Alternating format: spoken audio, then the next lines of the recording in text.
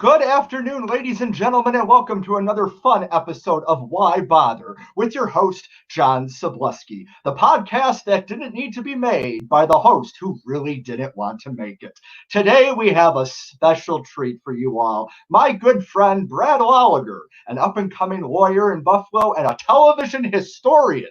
Of course, he's self-proclaimed as a television historian, but we'll take it as a character witness for today's episode. So without further ado, I would love to introduce to you my good friend, Brad Loliger. Hi, Brad. How's it going today? Good afternoon, John. I am doing pretty darn good, and I'm glad to be here. I am so glad that you're here too. You know, I was thinking about when you do a show like this that about 5 people watch. Who can get you 5 more people? And I said, you know what? I know the guy that can bring us up to 10 viewers, Brad Loliger. So thanks for being here. Listen, I'm proud to be a D-list Buffalo celebrity. I think it would be safe to say that we all are D-list celebrities. So, Brad, why don't we, we're going to be talking a lot about television today. We're going to talk about The Late Show with David Letterman a lot. And we're also going to be talking about a documentary that is on Netflix right now that we both have seen. And I can't wait to hear your comments on it. But first, we have to introduce you. Tell us a little bit about yourself. Well, my name is Brad. Hi, good to meet you. I am here from Buffalo, New York. I grew up there in Cheektowaga with the flamingos, and the Virgin Mary in the half bathtub, and went to Maryvale High School. You just can't hide that flyer pride. Graduated from high school in 2005. I went to UB for undergrad. I was an RA there in the dorms for 2 years. Graduated in 2009 with my degrees in psychology and health and human services. Went on to grad school, got my master's in social work in 2012. Got my law degree in 2013, and I am an attorney at a place called the Center for Elder Law and Justice, which is a civil legal services organization. I live with my wife, Mary, who's awesome. We met doing theater, and we got married in 2018, I think. No. Yes. Listen, it's been a blur of a year. Yeah. 2020. I remember, like maybe 10 years ago, it was always on the news. 2020. We got to get ready for the new decade. 2020, yeah. 2020. And it's here, and they can have it back. Exactly. So, no, my wife and I met in 2014. We got married in 2018, and so that's pretty much all about me. That's fantastic. Brad, I'm really sorry that you just don't work a little harder. I'm really sorry that you just don't work a little harder. So that's awesome. Well, yeah, absolutely. So we know each other from Aurora Players, and where we. When is the first time we actually met each other? In all honesty, maybe 2 years ago. Probably around the time of Little Shop of Horrors in the Aurora Players family. I've heard of that show. I've heard of that. Maybe 4 years ago. I don't know. It's been. I've seen you around. Fair enough.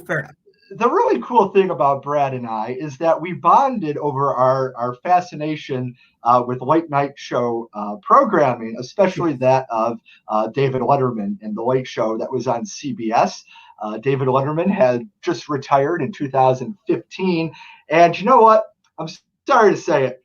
I miss that man. I need to hear what he's thinking right now. You got to know what he's thinking about. He was on Howard Stern a couple weeks ago. And I listened to that twice. I absolutely adored that interview. But please. I just enjoy his take on things. And honestly, you know what I did a couple nights ago is I was stressed out. I couldn't fall asleep. And I just put an old episode of The Late Show on YouTube. And it just reminds me, you're closing your eyes, you hear the theme, you hear Paul, you hear Dave. It just reminds me of, those times. And so I do that for a little bit of comfort. It's a little bit of your comfort blanket, Yeah, it is. And I think about The Late Show, and I first became aware of David Letterman probably when I was in, high school. On Star 102.5 on the radio in the morning, Rob Lucas would play the night before his top 10 list. And I was like, I love this. This is so funny, the top 10 list. And then it struck me, I should watch this television show. Of course, when you're in high school, you can't really stay up till 11:35. 10:35 Central. 10:35 Central to see it. But it was after learning about the top 10 list that I was at a rummage sale, because in Buffalo, we love a good rummage sale. Oh, absolutely. And I found David Letterman's book of top 10 lists. Hey! Zesty low-cal chicken recipes. Right here. That is great. And if you would so indulge me, I thought I may read one. Just randomly chosen. I would love to hear a randomly chosen top 10 list. Okay. Paul, did we open the thing? Did we open the thing, Paul? I think so. I think we got it. Okay. Got the thing? Okay. So this is the top 10 signs your local TV weatherman is nuts. Top 10 signs your local TV weatherman is nuts. Number 10, uses magic marker to trace path of storms on his bare stomach. That's bizarre. Number 9, satellite photos look suspiciously like Polaroid snapshots of a desk globe. So to all our friends listening, a globe used to be a tool. Spins on an axis. And it was never accurate because the world changed so much. I remember in school, my globe still said USSR over so Russia. Did our pull down maps. Yeah. So it was difficult to get those updated. Number 8, appears to have the first robin of spring in his mouth. In his mouth. Oh. I feel like I should just be chucking the card through the window right now. There you go. There you go. Number 7 suggests heavy fog is a good time to stalk. See, this is why the top 10 lists are great. These are not jokes. Nope. But you laugh. Laugh. There's situations that you could picture happening. Yes. You know? Number 6 points to a blip on the radar screen and says, there's a flying monkey.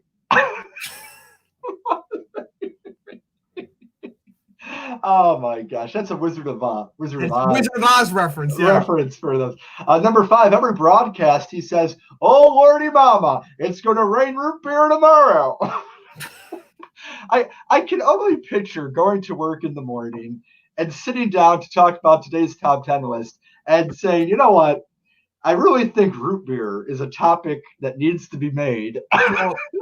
I'll let you get through the top 10 list because I got a million things I want to tell to you about this list, about the writing, and about what you had said a minute ago. But I want to hear number 6. Number 6? Yeah, we're actually on to number 4. Number 4. Number 4. Okay, number 4. He's naked except for a little smiling sun cutout. I hope that was strategically placed. I hope. Number 3, the symbol on his mouth. Yeah. Number 3, the symbol on his weather map is an Arctic cold front, is a snowman giving the finger. Oh, that's a bomb. Number 2, seen checking into Motel 6 with a half-inflated weather balloon. Yikes. And number 1. And the number 1. Newscast goes long because of his 7,000-day forecast. Dun, dun, dun, dun, dun. There you go. See, that's the thing about the top 10 list. Some nights he was just doing it grudgingly and didn't even seem like he wanted to do it. Yes. There's a few things I wanted to mention. You just said about how you first came upon Letterman in high school. Yeah. I remember I was probably in maybe 5th grade. Wow. And I was being babysat by my cousin, and I was able to stay up late. And I always think it's just by a stroke of luck that Chris put on Letterman and not Leno. Could you imagine if he would have put on the Tonight Show and I liked that? No. Oh, who has the time? I know. And so I remember watching the show and sort of being fascinated by it. I remember he would do like a Clinton classic joke, and then they'd play the little fanfare after he told the joke. Yep. And I just remember watching it and thinking, like, this show was made. It's often what Conan says about Letterman. This show was like made for me. Some of the stuff didn't make sense, but if you watched it night after night, a thread would develop And you get these callbacks and these references and these little things that really I just enjoyed so much. Yeah. Another piece too, and I'm sure we'll get into this, but it felt like such a New York City show. Yes. The fact that you would go outside and you'd turn on the thing and you'd look out in the onto what is it, Broadway, and you look on to 34th Street, right? Yeah. And 53rd. Listen, I was close. 53rd. Yep. And there would be people outside, and it just felt very, it increased my fascination with New York City. Yes. And that just really beckoned to me. Yeah. And, I think about, you talked about callbacks, and I think it was always funny, like when he would break the window behind him with a card, like I just attempted, but I have no window behind me. And like Old Turkey Buzzard would play. Oh my God. Hold on. You got Old Turkey Buzzard, and it would just happen. And out of nowhere, like that just started. Yeah. And then the audience sometimes wouldn't know what was going on. No but idea. I would get so excited for it. Yeah. There was also, do you remember they would play come home, it's supper time. Yeah. That was another one. Where this comes from, but I loved it. Oh, and it was always great. Another early Letterman memory for me was discovering this world when, I'm in 5th grade, 6th grade, you're going on the internet for the first time. Yes. And I found David Yoder's DDY Late Show fan page, which is still out there. And shout out to him on the AFL group on Letterman on Facebook there. And there would be all these old clips that you could watch on QuickTime. And then the Letterman CBS website, you used to be able to watch real player videos of various bits. I remember just watching the strong guy, the fat guy, the genius. I remember you used to be able to download a Late Show screensaver with a flying canned ham and go around in the background. Those things just like, it was this cool little segment of the internet, and I felt like the show was coming to life for me, and it was a huge fascination for me, and I've just always enjoyed that show. And I can, like you were saying, when I was young, I wouldn't be able to. Hell, I don't stay up till 11:30 anymore. I know. But in college, I would stay up and watch it, and especially on Friday nights in high school, I would love to stay up and watch it. And they used to do the CBS mailbag on Friday nights, and that was always a big thing for me. What was the name of the bit they would do where they would get the goofy headlines out of the newspaper, and it was always some obscure thing like small town news. And I just remember like laughing at it, and my mother would come in the living room to say goodnight or whatever at 11:30 when it was on, and she would be like, "What are you? It's not even that funny." I said, "It's the irony knowing that existed in the real world." Like he was like Letterman was pointing out that this obnoxious stuff existed out there. And that's the thing, is that these weren't the type of humor was not jokes per se, but you had to have this sophistication in a way to be in on it, that it's tearing down what the conventions of a talk show were at the time and poking fun at all of that. And it took me a little while to realize like the pomp and circumstance. Like I enjoyed it. Yeah. But then at a while you had to realize like, well, there's an irony about, we're bringing in the Hello Deli platter. Listen, I don't know how your dear girlfriend feels about your love of Dave, but my wife is very tolerant. Yes. But doesn't get how I can just watch a compilation of Is This Anything? The thing comes up, we discuss whether it's anything. Like, that's hilarious to me. Yeah. It's not humor to some people, but to me, it is. Like, what fostered your identification with it? And I can't explain why it's funny, but I also don't understand how people can't get it. Yeah. I think it comes along to the whole idea of like, how like men find Monty Python and the Three Stooges. It's like the basic level of humor. It's like the basic common denominator that we're able to like. It's not. We don't have to think about it. We don't have to really dissect it. It is what it is, and we accept it for that, and we're entertained. Whereas I find that. My girlfriend and perhaps your wife Mary would say that they like to be able to think about things a little bit more. They're more intellectual, more articulate, and we're just like, oh, that's funny. I like that. I think that's good. So yeah, I don't know. It was just something that she didn't have to think about. And I remember watching Letterman and saying, you know what? I would love to have a late night talk show. I'm a nobody, right? I'm nobody. I have no clout. Nobody knows who I am. Nothing. But it would just be great to come out and tell 20 jokes about whatever's going on in the world, and then sit down with some movie stars for 7 minutes, talk about nothing that really mattered except their movie that nobody was really going to go see, or the book nobody was going to really buy. But it'd be great because then I would find that book that they talked about, like at Ollie's, for like $2.99. So I was like, hey, I saw that on Letterman, But I think that was the fascination and the irony, It was just irony. I don't know if I'm sorry, go on. No, I know you're supposed to be interviewing me, but like, what other bits did you enjoy?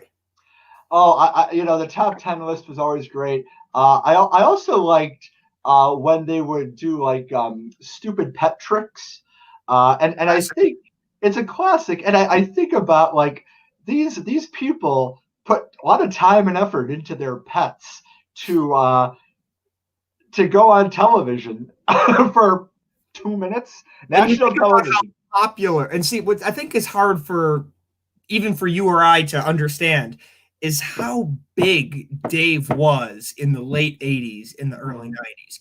When he retired in 2015, he had huge accolades and people had respected him for what he had brought to comedy and what he had done. But you don't realize what a pop culture icon he was at that time. I mean, people would go insane to get tickets to try to come to the show. I mean, when you think about how insane, I was listening to, I think it might have been Craig Ferguson on a Howard Stern interview, how insane it was that CBS wanted him so bad. They said, hey, you own the show at 11:30.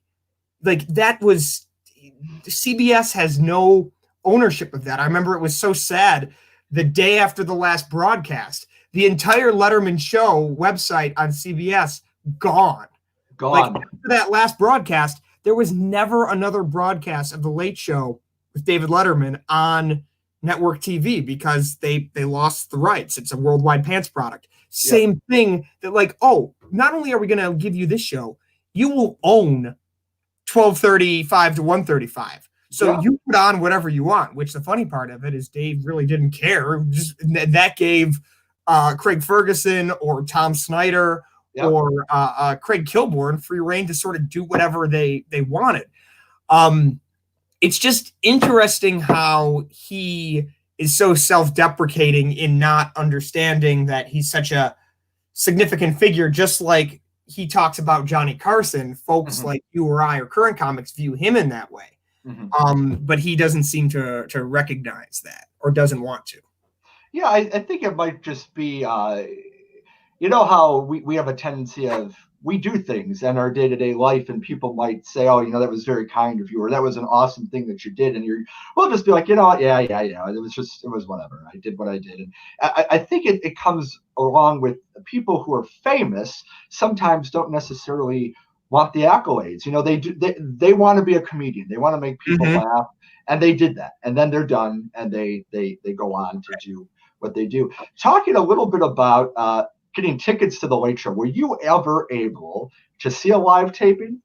Yes, I was actually. I went to the Late Show in 2013. I took a road trip after I passed or took the bar exam because I needed to get out of town. And I went up and down the Eastern Seaboard visiting friends in various cities. I went to Baltimore and Philadelphia. I went down to Richmond, Virginia. And I knew I was going to be in New York City for a couple days. And I called, sent in the email to try to get the late show tickets. And when I was in Richmond, Virginia at a brewery tour, I missed a phone call from a 212 area code phone number. And it was a guy named Paul, and he said, "Hey, this is Paul from the Late Show with David Letterman. I'm calling to see if you're interested in the tickets." I mean, back in the day, this is how it was done. Now everything's run by that one iota company, and audience is live. And the way it worked is this guy actually called, and then they asked me a trivia question. Yep. They said, what instrument does Paul Schaefer play? And I'm like, oh, the piano or keyboards. And I got it right. And so I got 2 tickets to go see the show. I was super excited because, again, this was like a dream of mine since I was a kid.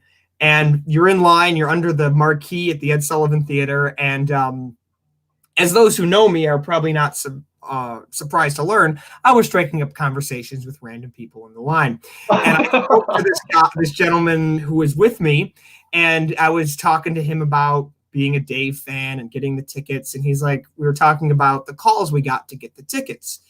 And this guy says, I asked him, what was your trivia question? And I said, mine was, what instrument does Paul play? And the guy said, oh yeah, that was my question too. And one of the staffers in like the CBS jackets was like, wait a second, who was your person? Basically, these 2 people shared an office and were both asking the same question over and over, which is not what they were supposed to be doing. So basically, this woman bumped us up to the front of the line, and we sat in the 3rd row of the theater for the taping. It was an episode, which at the time I was really excited. Before he was a creep, Louis C.K. was the guest. Oh, yeah. As was, I think, John Legend was the musical guest. And, I don't want to sound too ridiculous here, but what was so cool about that show, one, is the consistency. That set stayed the same from about 97 until the end. So it's that same thing I've been seeing on TV for years and years. Yeah. And to go into that theater, the lobby that I had seen him run through so many times, and to actually go there and sit in that audience was incredible. So yeah.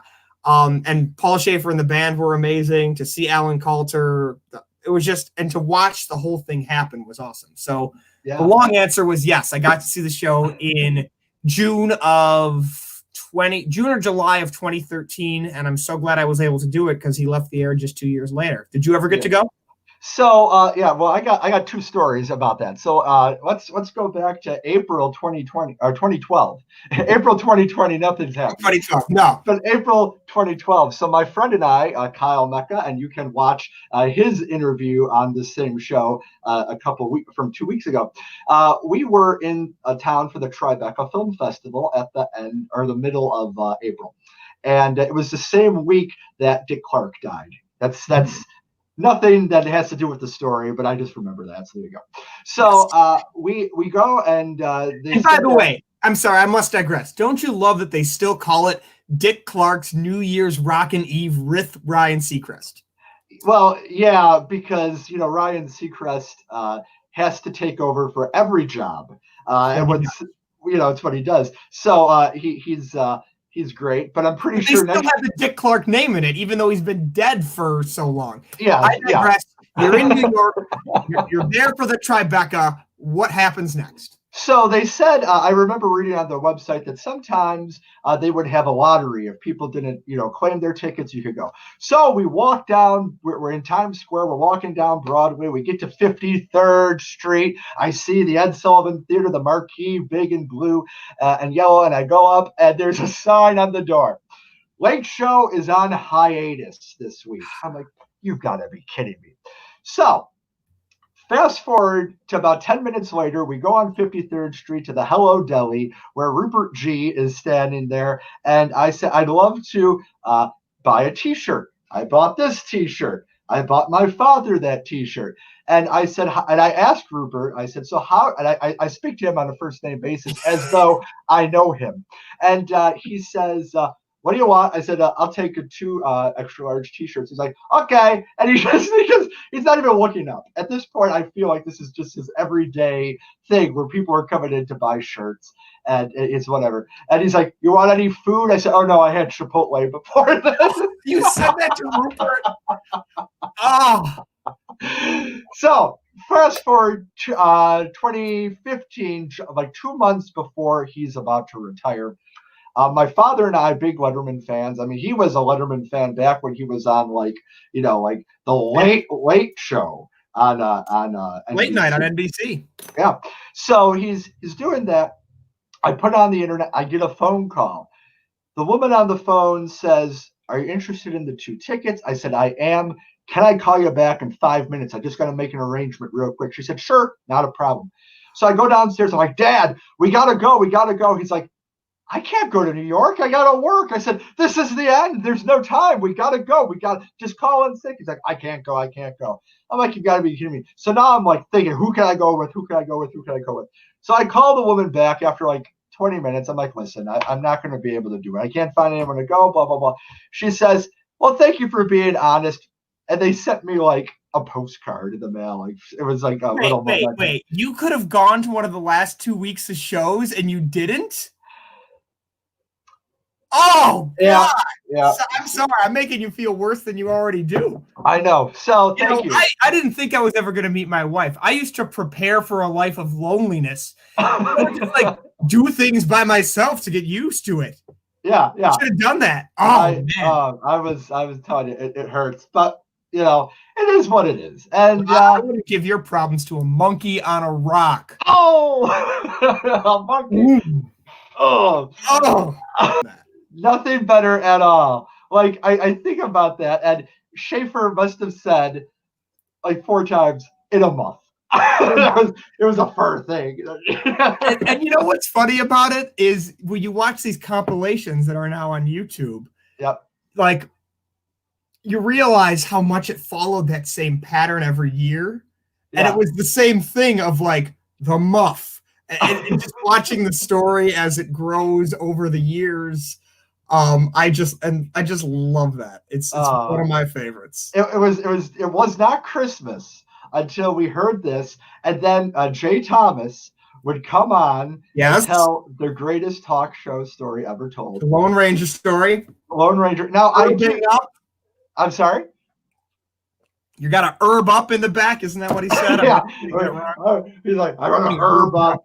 And one of my favorite, and I tell this story to people as though I'm Jay Thomas, as though I'm there. Like it's like I've rented the rights or licensed the rights to do a play, and I'm just telling the story. You're just doing Jay Thomas's story. I'm just doing his story, and Jay Thomas. It was fun. Well, it was, maybe I don't know. He used to have a show on Sirius XM on the Howard Stern. He did. Howard 101.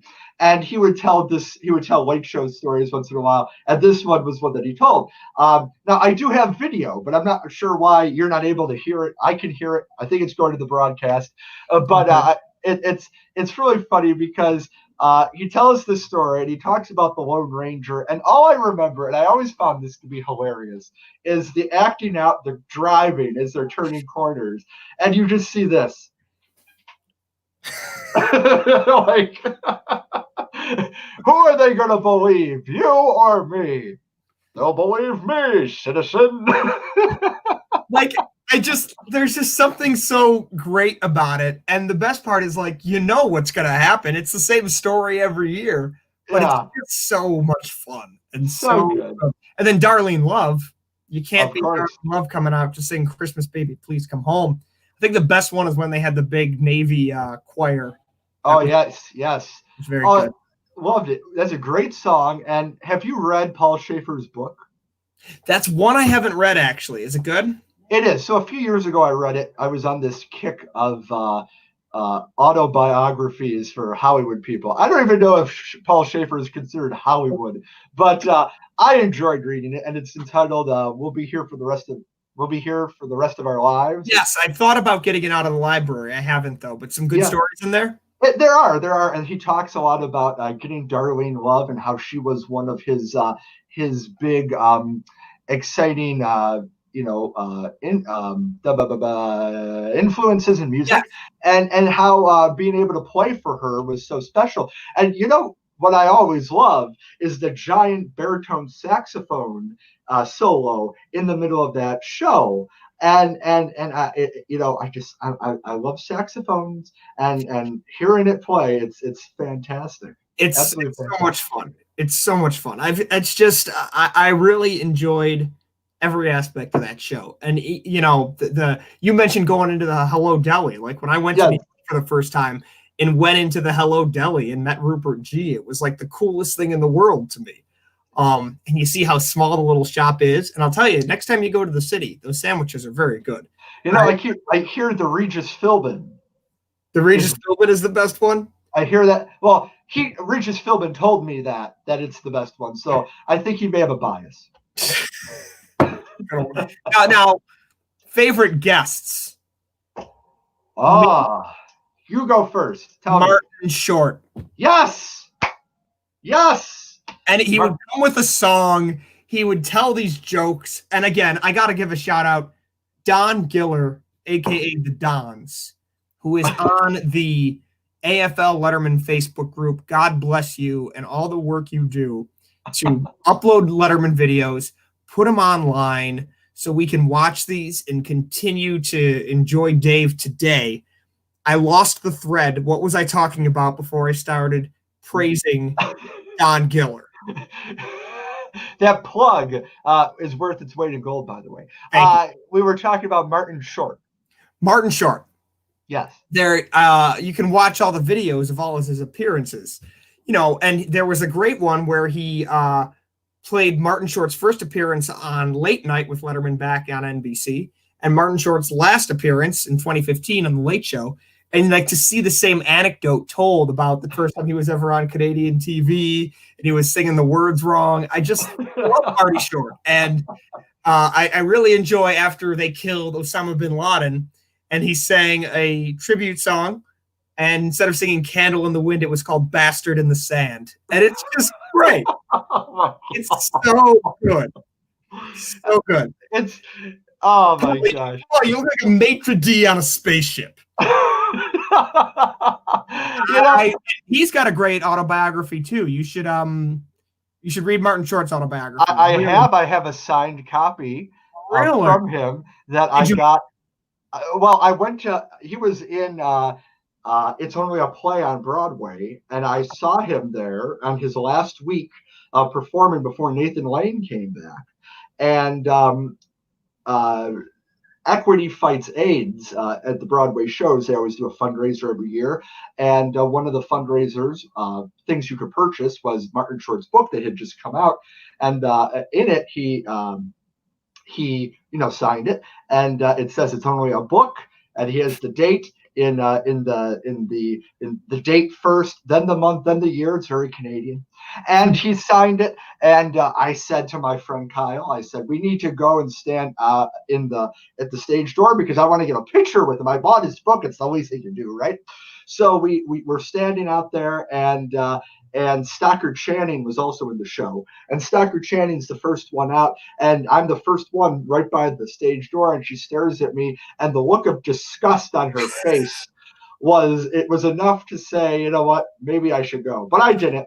The problem was that Martin Short never came out because Jimmy Fallon was in the audience that night. And obviously, when you are a star, you have to go and say hello to all the other stars because that's what you do.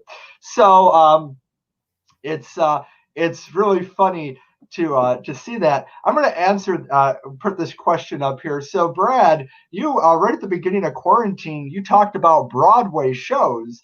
And we have Adam here asks if you are still doing your puppets this month's sponsor. Yes.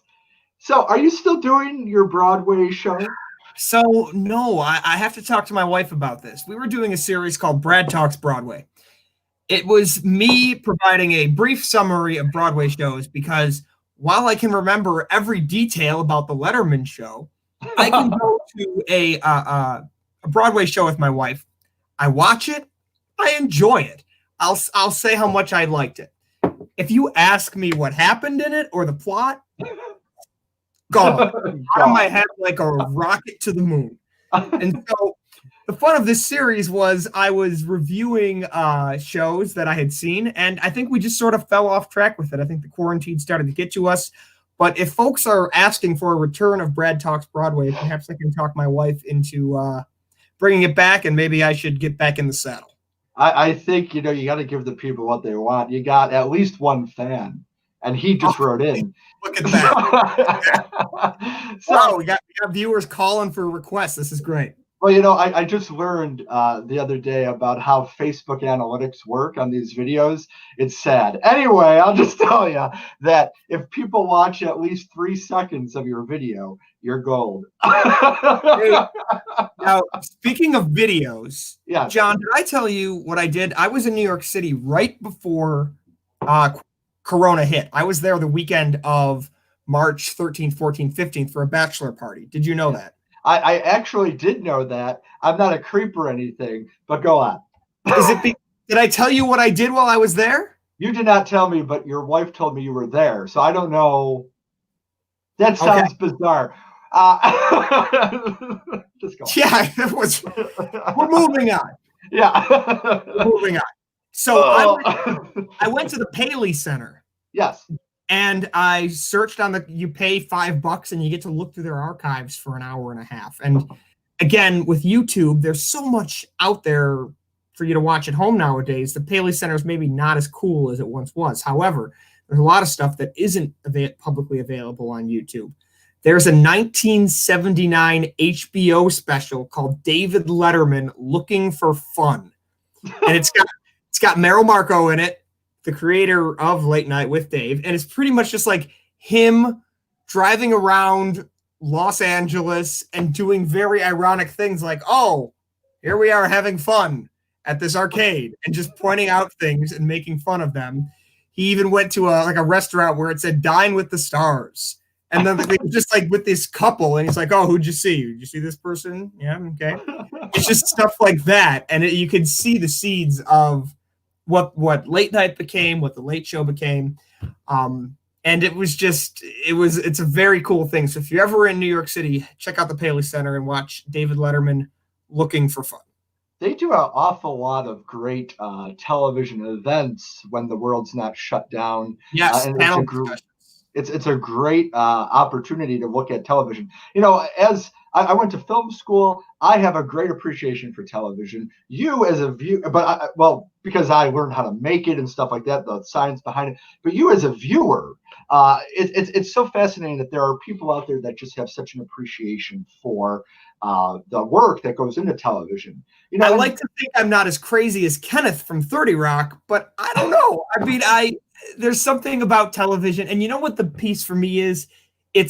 We all know what television is, yet the magic of what it is, when you're watching Dave, you're watching it, it feels like it's just you and Dave and Paul. Yes, you hear the audience laughing, but then when you watch it when you're there live and in person, and you see the cameraman and the producer over on stage left, and all the people running around that make a show happen, it's just so interesting to me. I've always loved that. It's great. And then, when you get to see these people out of their elements, so to speak. So in 2015, right after David Letterman had retired, the Lucille Ball Comedy Festival had a late night writers event as part of in Jamestown, New York. I was in attendance. You were in attendance. We didn't know each other at that point, but we were there. I have to ask you, do you know the significance of why Regis Philbin was the host of that event? I just thought that Regis liked Letterman and they thought highly of each other, and that's why they brought Reg in. Well, I thought that too, but then I read Regis Philbin's book, one of his many books, probably the most recent book. Who Wants to Be Me? Yeah, Who Wants to Be Me? And he talks about how Dave had published a book, and I believe, and I may be wrong, so if I'm wrong and somebody's watching and they know this, write a comment in. But I believe it was the top 10 list book was being signed in New York City, and Letterman was unable to be there, so he sent Regis Philbin to go on his behalf and sign books for him. That's what I believe he talks about in his story. So I don't know if that's exactly why they got Regis to go and be the host of this late night talk, but I would think that it would be safe to assume that there was a correlation between Regis is Dave's body double, his stunt double, is what you're saying. I think so. He was great. Regis was great. He was definitely Regis. One of the favorite talk show guests on the Late Show was Reg. I also remember right as we were getting ready for Oprah to come on the show, and they had an artist come on to paint a photo of Dave and Oprah together, and then they painted a little tiny Regis up there in between them. I remember. I also love when Dave would refer to it as the Regis Lee and Kelly Lee show. Yeah. But didn't they do a bit where Regis had just retired for like the third time, and he came on to the Late Show for his normal interview that he would do, and then like the next night they had like a little closet with a desk, and Regis was sitting there at that little desk, and he's talking, and there's nobody, there's no camera, and he's just got note cards. It's so good. I love. It's sad you don't see Regis more of these. I mean, he's getting up there in years, but he was. Yeah. Oh yeah, remember when he got his other show and Dave kept calling it "The Crowd Goes Home," and it was the crowd goes wild or something. The crowd goes home. Oh my gosh! But those guys, I don't think in this day and age we're ever going to have somebody that has that effect and that influence on television. I mean, Regis, I think, holds the record for the most hours in front of the camera, and I think Ryan Seacrest may be one of the people that are getting close to either meeting that or passing it. Johnny Carson was on television for 30 years. Dave was on television 25, 30 years.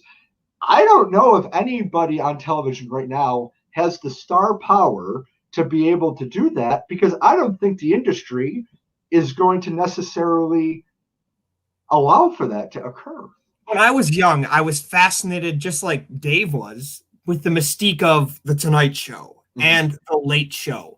And I viewed these things as something where there was stewardship of them. Like, okay, what was The Tonight Show starring Johnny Carson? And then it was The Tonight Show with Jay Leno. And then it was with Conan and that sort of thing. Yeah. There's so many talk shows now. It doesn't translate. They're not these special things where there's only a few of them. It's one of those things where you wonder, because the culture is so fragmented, because there's so many pieces of pop culture out there now that you don't have that collective experience, it's going to be that much harder for folks to answer pop culture trivia because it's so small. So I think that's really, I don't think you're wrong about that. I think nobody's going to have that big power.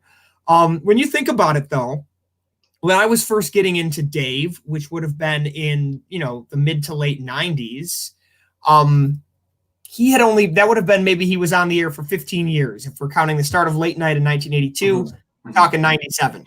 Sure. So that's about 15 years. Jimmy Kimmel started in 2003 on Jimmy Kimmel Live on ABC. Yeah. And that means that he's been on for 13, almost as, he's been a long time host now. Yeah. So as the years roll on, it's just interesting to see, who stays, who has that staying power. And I'm glad that I was able to be around when Dave was on, and that I, grew this affinity for watching his show, and then, fell out of it for a little while and came back. And it's just, I still get such a kick out of watching it. And sometimes if I'm folding laundry or bored or just want to do something, I'm going to watch a compilation of Alan Coulter's celebrity interviews where he goes to, but I just love these. I don't know where the writers came up with this stuff, but he'd say, mark this down, suck knob. I calling Dave a senile bitch. I don't know. I just love it so much. I know this is meandering all over the place, but we were talking about jokes that aren't jokes, they're just hilarious. Another one, when Lance Armstrong was so popular.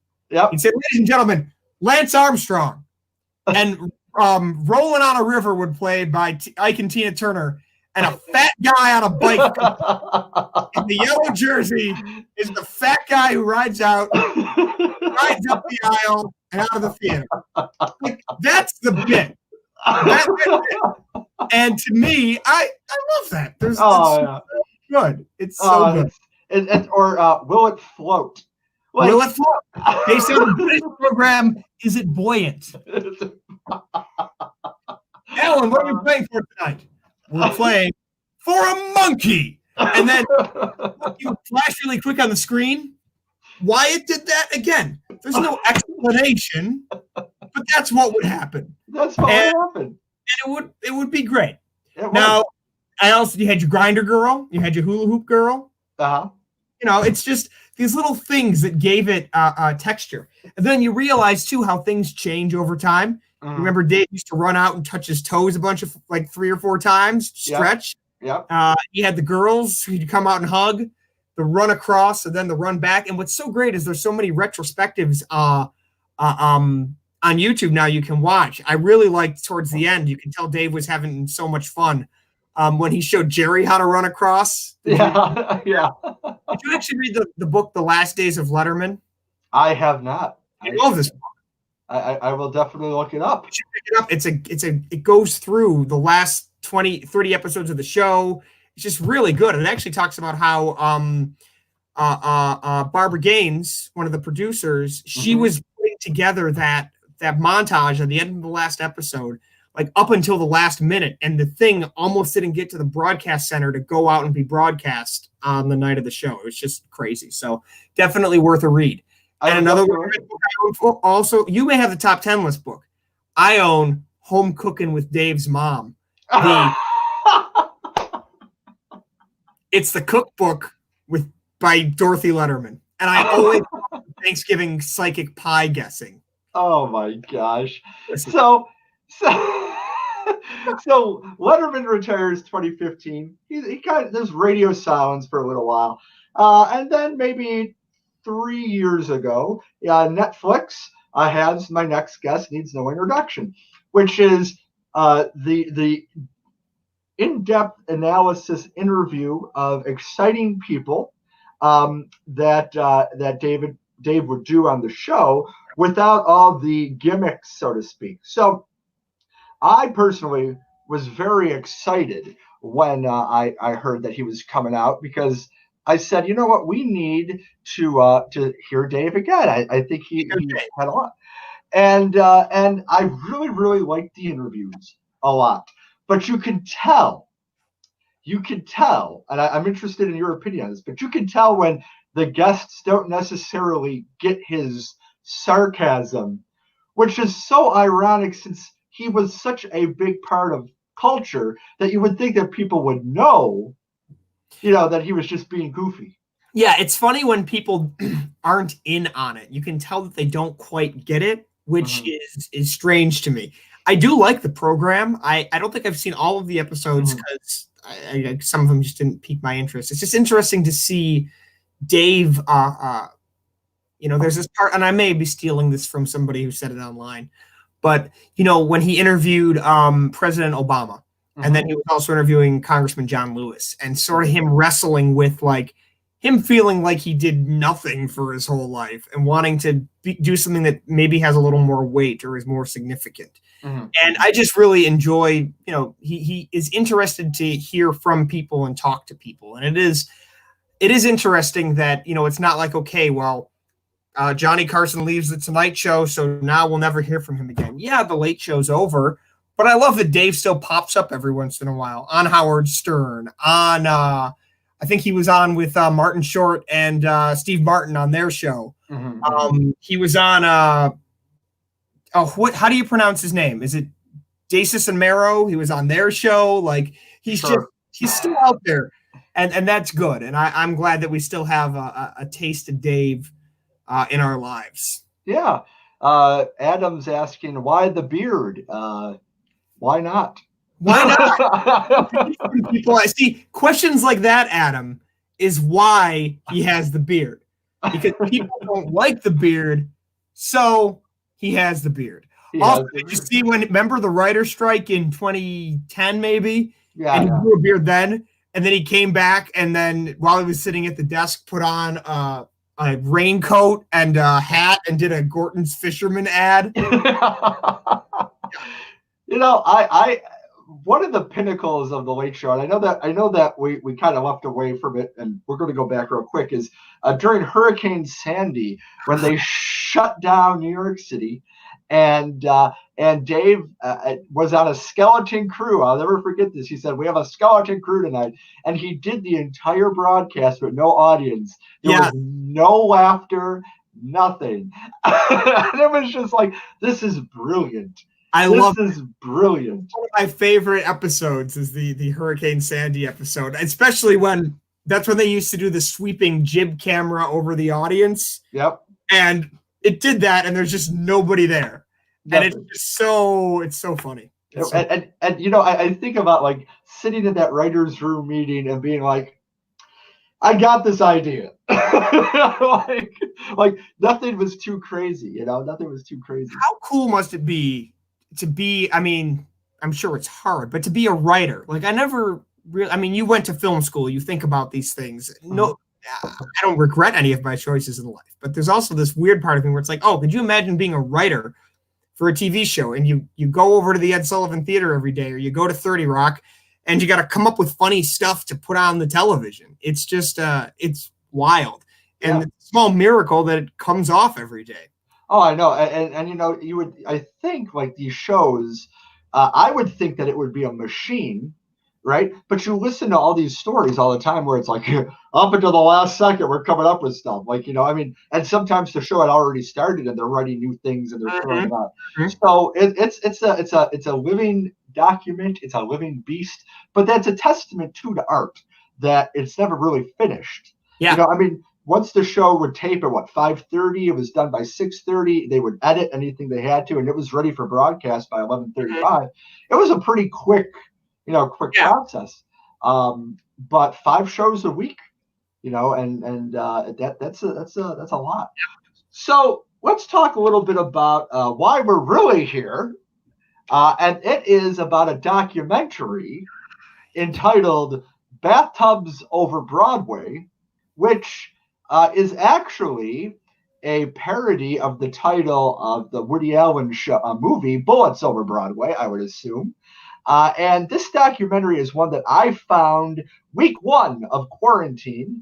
And it's on Netflix. And if you're a Letterman fan, even if you're not a Letterman fan, if you're somebody that likes the bizarre and the obscure and the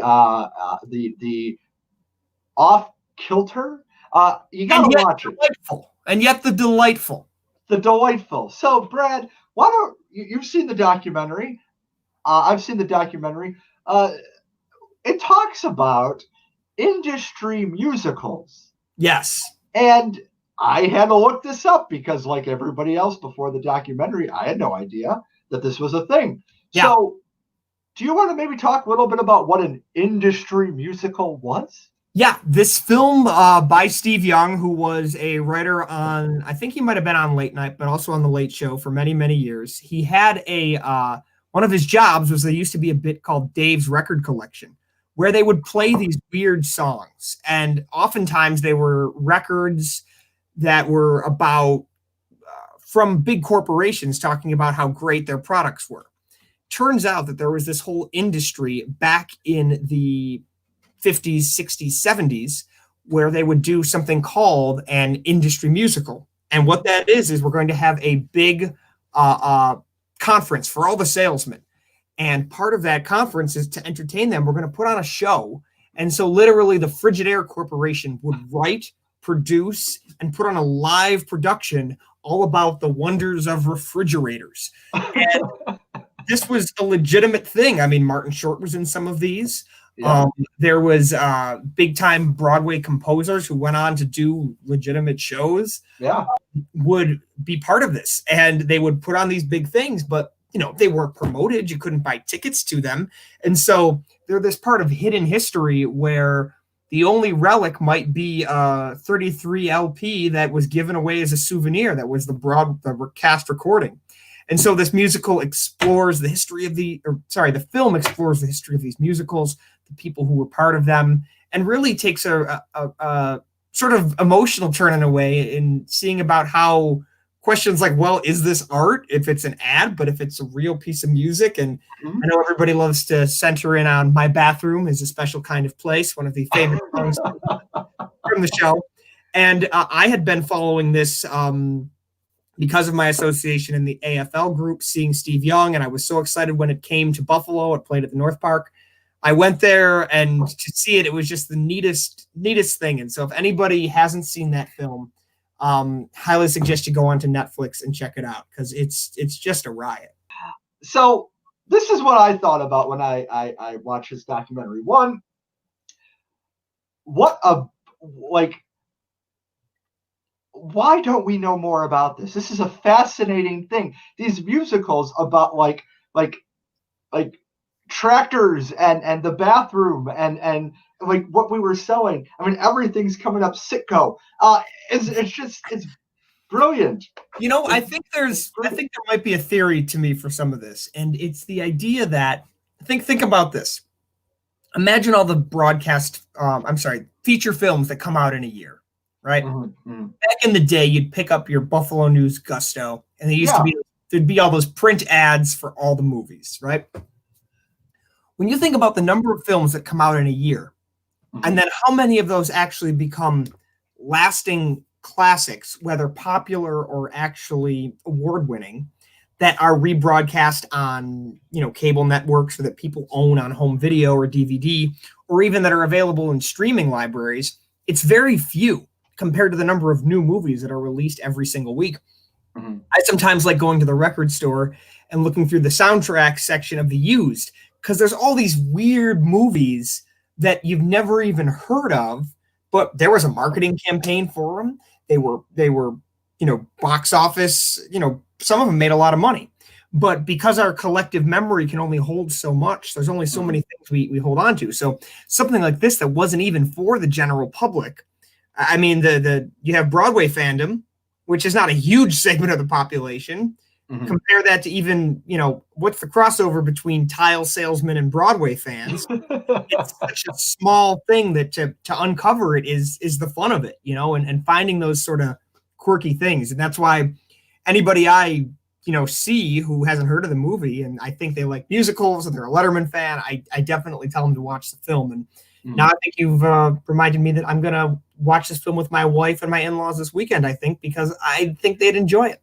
I think there's something about the irony to it. If you like it and everything you said, if you like musicals, if you like alternate America, like, underground stories, you can also purchase the book, Everything's Coming Up Profits. And the link is available in the description of this broadcast today, which I think everybody should pick up because it is fascinating. And you also get an opportunity to go to the website that's attached to the book, and you can listen to some of the recordings.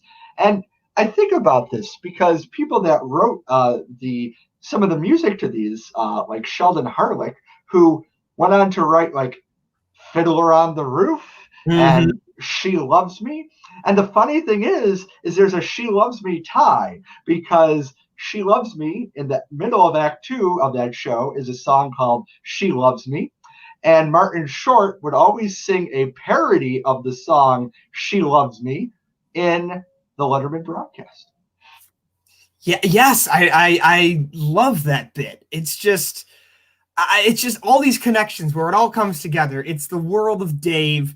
It's the world of comedy that you and I love. And I just love it. I can't get enough. And we're told here a tile salesman musical would have to have a tap number.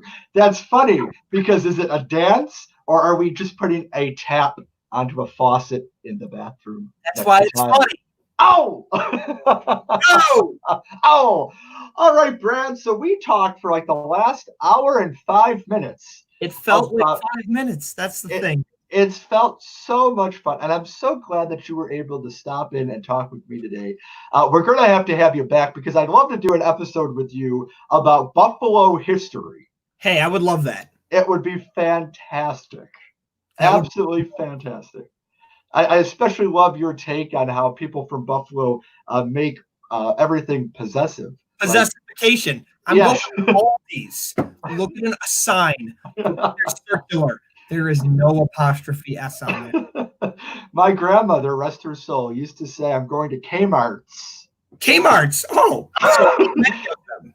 Now that's a blast from the past because I don't think Sears or Kmart even exists anymore. Very sad. So, I like Sears. yeah, or Listen, how about Hills. Pennies. What's going to happen to Pennies? I sure hope they don't take the one out of the Galleria because that's where I get all my clothes. Listen, So I love Pennies. That's where I'm you do your done. school shopping. What the hell's going on? I know. Okay, Brad, well, thank you so much. I look forward to talking to you again in the future. And thank you so much for joining us today on Why Bother. Ladies and gentlemen, my name is John Szablewski, and today I had the great Brad Loliger, who was here to talk about all things David Letterman and to talk about the funny and very entertaining documentary on Netflix, Bathtubs Over Broadway, which is streaming now on Netflix. I would like to take this opportunity to ask that you please, if you enjoyed the show, to subscribe and like to Why Bother on Facebook and on YouTube.